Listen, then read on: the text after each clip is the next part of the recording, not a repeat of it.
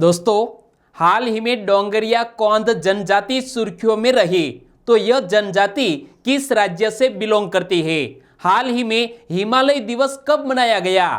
और साक्षरता चार्ट के मामले में कौन सा राज्य टॉप पर रहा? और रिया चक्रवर्ती हाल ही में सुर्खियों में रही। तो हमारे संविधान के किस अनुच्छेद के तहत रिया चक्रवर्ती सुर्खियों में रही? ऐसे ही बड़ी 13 खबरों को कवर करते हुए हमने आज का यानी कि 10 सितंबर का करंट अफेयर का वीडियो तैयार किया है। यह वीडियो लास्ट तक देखे। लास्ट में मैं आपसे एक क्वेश्चन पूछूंगा जिसका आंसर आपको नीचे कमेंट बॉक्स में देना है।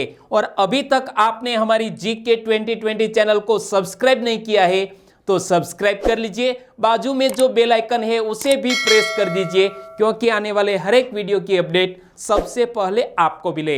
चलिए स्टार्ट करते हैं पहले क्वेश्चन से। पहला क्वेश्चन, निम्न में से किस एरोस्पेस कंपनी ने अपने सिग्नल स्पेसक्राफ्ट का नाम कल्पना चावला के नाम पर रखा है? दोस्तों, हमारे भारत देश की पहली महिला अंतरिक्ष यात्री जिसका नाम है कल्पना चावला, और कल्पना चावला के नाम पर एक सिग्नल स्पेसक्राफ्ट का नाम रखने की घोषणा की है अमेरिका की नॉर्थरॉप ग्रूमेन कॉरपोरेशन, जो एक अंतरिक्ष एजेंसी है, उन्होंने। यानी कि इस क्वेश्चन का सही आंसर है नॉर्थरॉप ग्रूमेन कॉरपोरेशन। और बात करें इसी इश्यू की, तो कल्पना चावला के नाम पर अंतरिक्ष यान इंटरनेशनल स्पेस स्टेशन में छोड़ा जाएगा। नासा ने फेसबुक पेज के जरिए यह जानकारी दी है।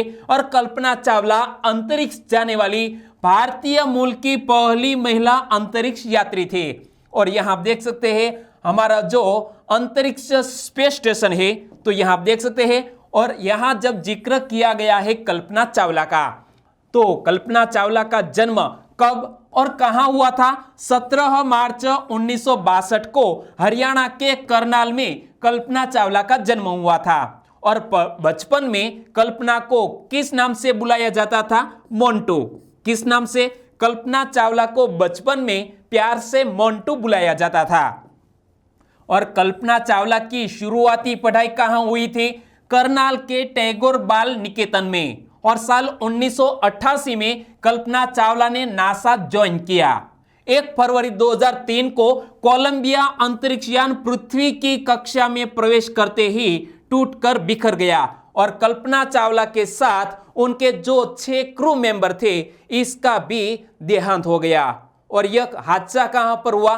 टेक्सास शहर के ऊपर कुछ ही किलोमीटर की दूरी पर यह जो कोलंबिया अंतरिक्ष यान था वो टूट गया। और जो अंतरिक्ष यात्री थे इसका देहांत हो गया। और दोस्तों, इसी तरह हर क्वेश्चन से जुड़े इंपॉर्टेंट फैक्ट मैं आपके सामने रखता हूं।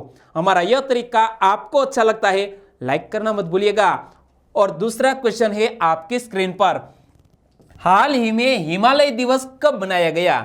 दोस्तों, प्रतिवर्ष हिमालय दिवस मनाया जाता है 9 सितंबर को, यानी कि कल ही हिमालय दिवस मनाया गया। 2013 से यह दिवस मनाया जाता है हिमालय दिवस। तो इसके पीछे का राज क्या है? हिमालय दिवस को मनाने की शुरुआत कहां से हुई? उत्तराखंड में। क्योंकि 2013 की केदारनाथ आपदा ने पूरे विश्व का ध्यान उत्तराखंड की ओर खींचा। 2014 में तत्कालीन प्रदेश सरकार ने हर साल 9 सितंबर को हिमालय दिवस मनाने की आधिकारिक घोषणा की। किसने की? उत्तराखंड ने। और आपने यह न्यूज में कहीं देखा होगा या तो सुना होगा कि जो केदारनाथ आपदा है, इसका ध्यान पूरे विश्व को आकर्षित किया। और 2019 में हिमालयी राज्यों का कॉन्क्लेव कहां हुआ? मसूरी में। और यह हिमालयी राज्यों की बात आती है तो हिमालयी राज्यों की संख्या कितनी है? 11। और हिमालय दिवस का साल 2020 का मुख्य समारोह कहां आयोजित किया जाएगा? हमारी कैपिटल दिल्ली में 2020 का हिमालय दिवस का मुख्य समारोह आयोजित किया गया। और बात करते हैं हिमालय की, तो हिमालय को वाटर टावर के रूप में भी जाना जाता है। इंडियन हिमालयन रीजन में 38,000 वर्ग किलोमीटर में फैले 5,000 से ज्यादा ग्लेशियर है। और यहां देख सकते हैं ग्लेशियर को, तो यहां 10,000 से ज्यादा पुष्प प्रजातियां भी हिमालयी क्षेत्र में पाई जाती है। तो हिमालय एक तरफ से यूं मान लीजिए कि हमारे उत्तरी की एक दीवार की तरह कार्य करती है हमारी यह हिमालय की चोटियां। तीसरा क्वेश्चन, नार्कोटिक ड्रग्स और साइकोट्रोपिक पदार्थों पर राष्ट्रीय नीति भारतीय संविधान के किस अनुच्छेद में निहित निर्देशक सिद्धांतों पर आधारित है?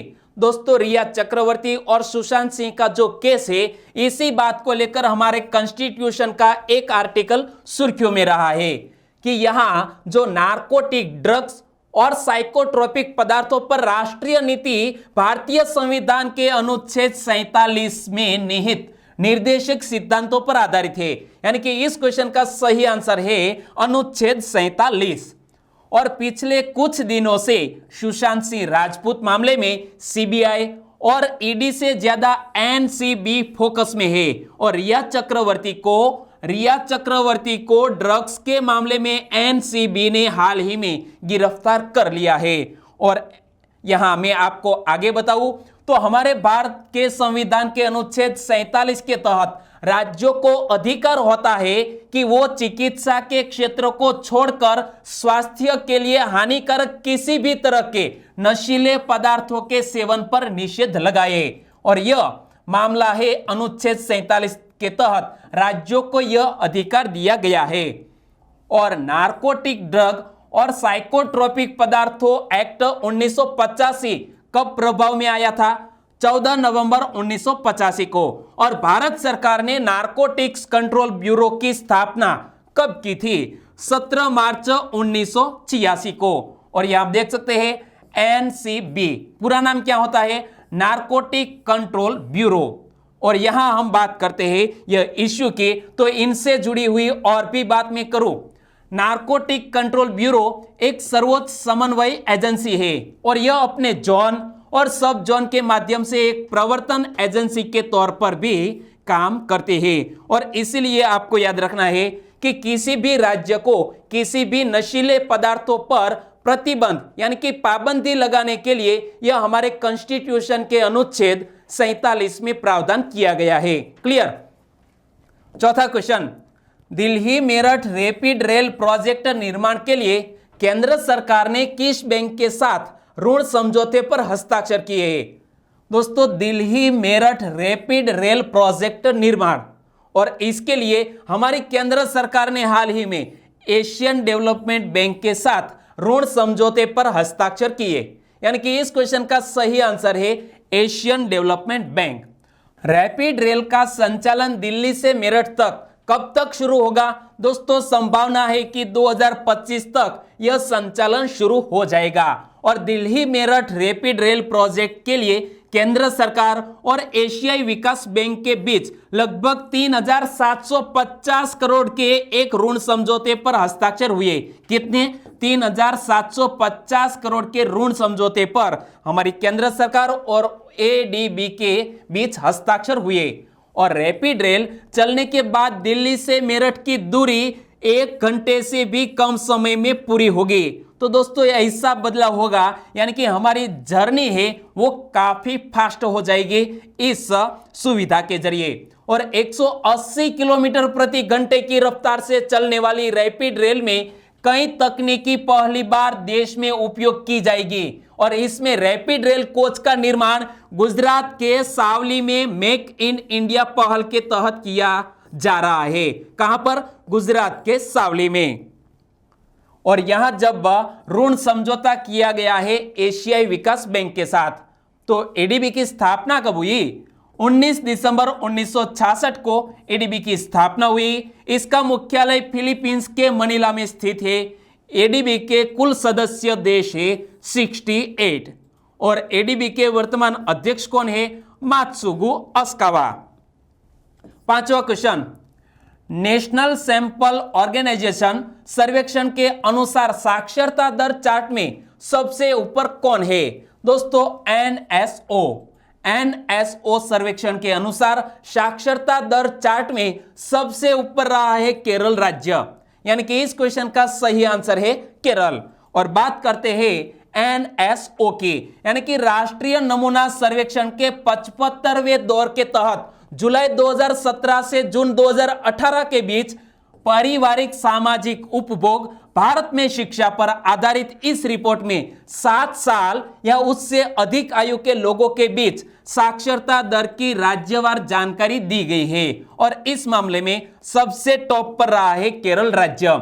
तो साक्षरता की बात करें तो सबसे अच्छा प्रदर्शन केरल का रहा और दक्षिणी राज्य केरल में 96.2% लोग साक्षर है। दोस्तों बहुत ही अच्छा यह आप आंकड़ा देख सकते हैं, 96.2% लोग केरल में साक्षर है। लेकिन सबसे खराब प्रदर्शन किस राज्य का रहा है?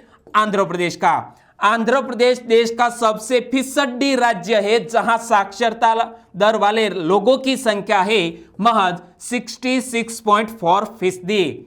और देश के 5 सबसे पढ़े लिखे राज्यों की बात करें तो सबसे टॉप पर है केरल, दूसरे स्थान पर दिल्ली, तीसरे स्थान पर उत्तराखंड, चौथे स्थान पर हिमाचल प्रदेश और 5वें स्थान पर रहा है असम राज्य।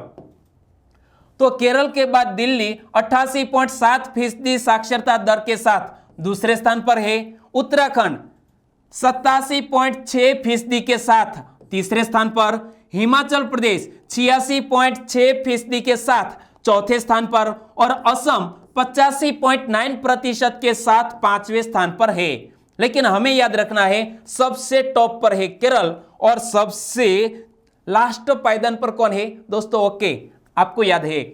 छठा क्वेश्चन, हाल ही में ऑस्ट्रेलिया ने भारत में व्यापार प्रतिनिधि किस क्रिकेटर को नियुक्त किया? ऑस्ट्रेलिया ने एक क्रिकेटर को हमारे भारत में व्यापार प्रतिनिधि के रूप में नियुक्त किया है और वो और कोई नहीं है, वो है मैथ्यू हेडन। कौन? Matthew Hayden. यानी कि इस क्वेश्चन का सही आंसर है मैथ्यू हेडन। और ऑस्ट्रेलिया सरकार ने भारत के साथ व्यापार संबंधों को आगे बढ़ाने के लिए पूर्व क्रिकेटर ऐसे मैथ्यू हेडन और भारतीय मूल की राजनेता लीसा सिंह को व्यापार प्रतिनिधि नियुक्त किया है।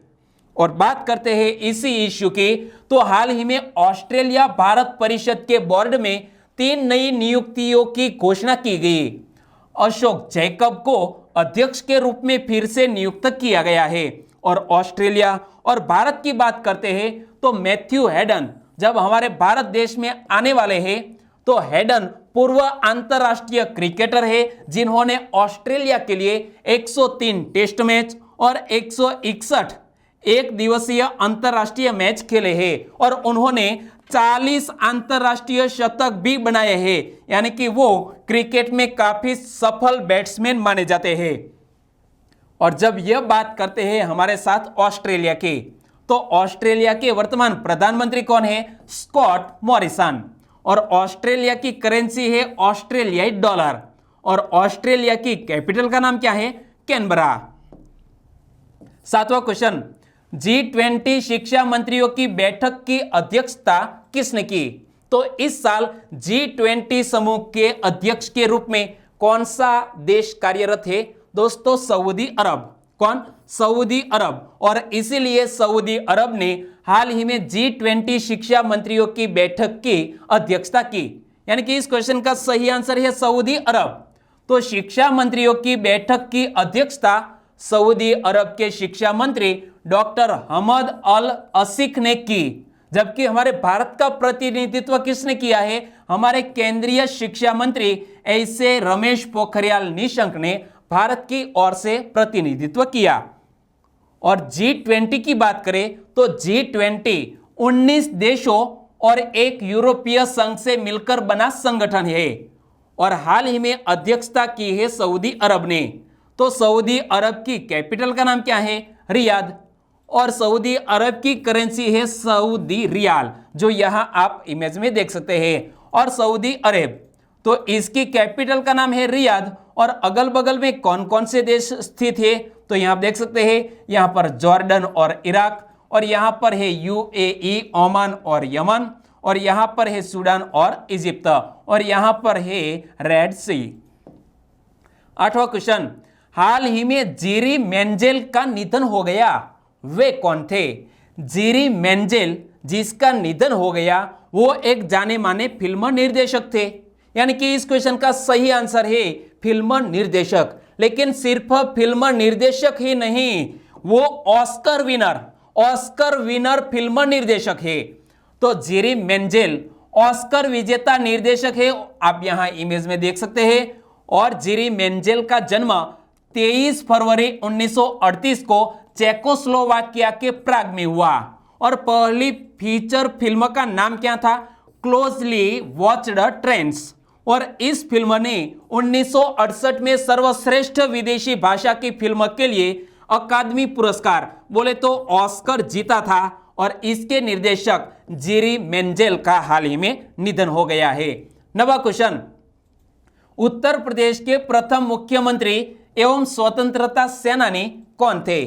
दोस्तों, उत्तर प्रदेश से जो हमारे सब्सक्राइबर फ्रेंड बिलोंग करते हैं उनके लिए यह एक सिंपल सा क्वेश्चन है, लेकिन और किसी स्टेट से हमारे सब्सक्राइबर फ्रेंड जुड़े हुए हैं इनके लिए यह कठिन क्वेश्चन कि उत्तर प्रदेश के प्रथम मुख्यमंत्री एवं स्वतंत्रता सेनानी कौन थे। महिलाओं की बात करें तो सुचेता कृपलानी एक स्वतंत्रता सेनानी भी थी और हमारे उत्तर प्रदेश की पहली मुख्यमंत्री भी बनी थी। लेकिन यहां हमें पूछा गया है प्रथम मुख्यमंत्री के बारे में, तो प्रथम मुख्यमंत्री है गोविंद वल्लभ पंत।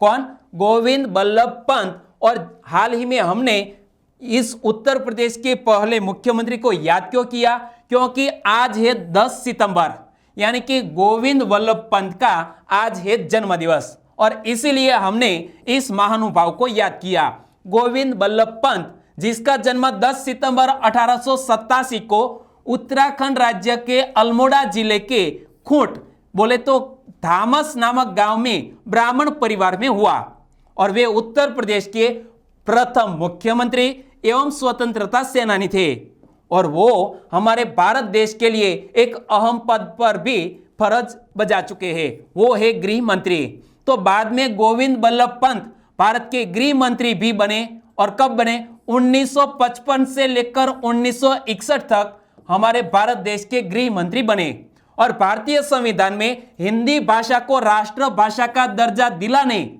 और जमींदारी प्रथा को खत्म कराने में उनका महत्वपूर्ण योगदान था। तो यह बात भी हमें याद रखनी चाहिए। और जब बात करते हैं इस महानुभाव की तो भारत रत्न का सम्मान उनके ही गृह मंत्रित्व काल में आरंभ किया गया था और इस गोविंद वल्लभ पंत की मृत्यु 7 मार्च 1961 को हुई। ओके दोस्तों, 10वां क्वेश्चन, हाल ही में सुर्खियों में रही डोंगरिया कौंध जनजाति किस राज्य में निवास करती है? यहां दोस्तों आप इमेज में देख सकते हैं, नाम है डोंगरिया कौंध जनजाति और यह निवास करती है ओडिशा राज्य में। किस राज्य में? ओडिशा राज्य में। यानी कि इस क्वेश्चन का सही आंसर है ओडिशा। लेकिन इस जो जनजाति है वो सुर्खियों में क्यों आई? हाल ही में ओडिशा के जनजातीय संग्रहालय ने डोंगरिया कौंध जनजाति की श्रम सहकारी समितियों, उनकी संरचनाओं एवं कामकाज पर ध्यान केंद्रित करते हुए एक लघु फिल्म प्रसारित की और इसीलिए यह जनजाति सुर्खियों में आई। और डोंगरिया कौंध आदिवासी समूह ओडिशा के रायगढ़ एवं कालाहांडी में नियामगिरी पहाड़ियों की ढलानों में निवास करते हैं। कहां पर? तो यहां आप देख सकते हैं नियामगिरी की पहाड़ियों के यह ढलान में यह जो जनजाति है वो निवास करती है। तो दोस्तों हमारी इंडियन जियोग्राफी और कल्चर से जुड़ा हुआ यह क्वेश्चन क्लास 1-2 की एग्जामिनेशन के लिए मोस्ट इंपोर्टेंट। 11वां क्वेश्चन, हाल ही में किस राज्य की विधानसभा ने सर्वसम्मति से एक प्रस्ताव पारित कर पीवी नरसिम्हा राव को मरणोपरांत भारत रत्न से सम्मानित करने की मांग की? दोस्तों आपको पता है पीवी नरसिम्हा राव वो हमारे भारत देश के 10वें प्रधानमंत्री बने थे और हाल ही में मरणोपरांत भारत रत्न देने की मांग को लेकर यह क्वेश्चन सुर्खियों में आया। तो पीवी नरसिम्हा राव को लेकर हाल ही में तेलंगाना राज्य ने भारत रत्न देने की मांग की है, यानी कि इस क्वेश्चन का सही आंसर है तेलंगाना। तो पीवी नरसिम्हा राव की बात करें तो उनका जन्म किस जिले में हुआ था? तो यहां आप देख सकते हैं यह कौन सा जिला है? तो यह जिला है करीमनगर। कौन? करीमनगर। और उस वक्त आंध्र प्रदेश और तेलंगाना सिर्फ एक ही स्टेट था और वो था आंध्र प्रदेश। तो तो उस वक्त आंध्र प्रदेश के करीमनगर में जन्मे थे, लेकिन हाल ही में यह जो करीमनगर है वो कहां पर स्थित है? तेलंगाना राज्य में।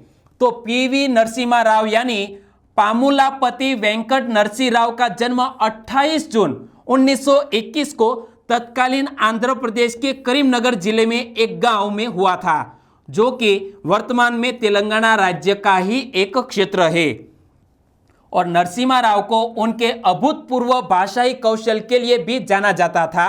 उन्हें 10 भारतीय भाषाओं के साथ साथ 6 विदेशी भाषाओं में भी महारत हासिल की थी, यानी कि उन्होंने बहुत सी भाषाओं में अपना प्रभुत्व हासिल किया था। और वर्ष 1991 में राजीव गांधी की हत्या के बाद नरसिम्हा राव देश के नए प्रधानमंत्री बने और उन्होंने वर्ष 1996 तक देश के 9वें प्रधानमंत्री के रूप में अपनी सेवाएं दी।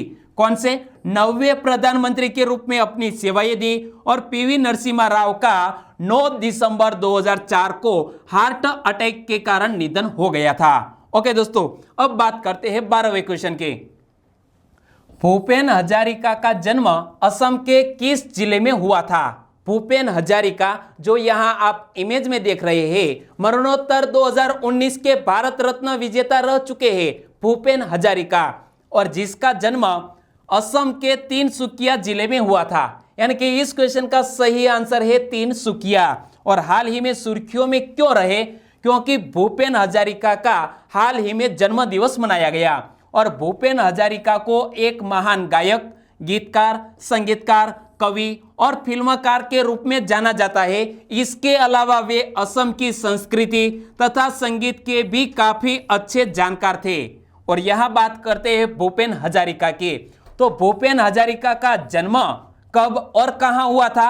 8 सितंबर 1926 में असम के तिनसुकिया जिले के छोटे शहर सादिया में हुआ था। और आपको भी पता है, जो एक पुल का निर्माण किया गया है ब्रह्मपुत्रा की एक सहायक नदी, दोस्तों इसका नाम आपको नीचे कमेंट बॉक्स में देना है। और इस नदी पर जो पुल का निर्माण किया गया है, इसी का नाम भी हमारे इस महानुभाव भूपेन हजारिका के नाम पर दिया गया है। और वो किस 2 बिंदु को जोड़ता है, इसका भी आप आंसर नीचे कमेंट बॉक्स में लिखना मत भूलिएगा। और भूपेन हजारिका आदिवासी संगीत से काफी ज्यादा प्रभावित थे।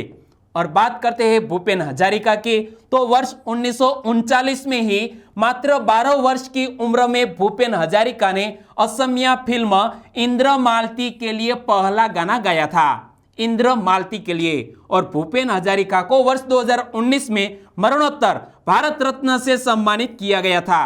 तो भारत रत्न से सम्मानित इस हमारे महानुभाव को हमारे चैनल की ओर से शत शत नमन।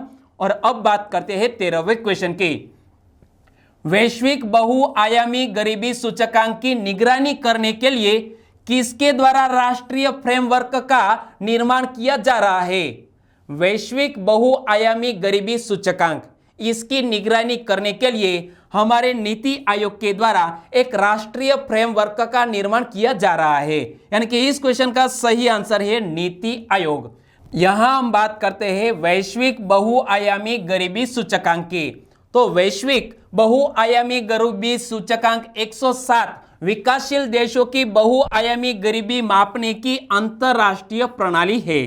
और यहां इसी के बारे में मैं आपको आगे बताऊं तो इसे ऑक्सफोर्ड गरीबी और मानव विकास पहल, शॉर्ट में बोले तो OPHI, और संयुक्त राष्ट्र विकास कार्यक्रम यानी कि यूनाइटेड नेशंस डेवलपमेंट प्रोग्राम द्वारा वर्ष 2010 में विकसित किया गया था। कब? वर्ष 2010 में।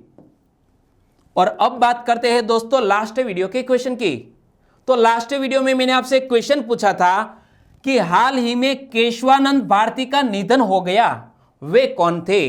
दोस्तों इस महानुभाव, वो एक महान संत भी थे और समाज सुधारक भी।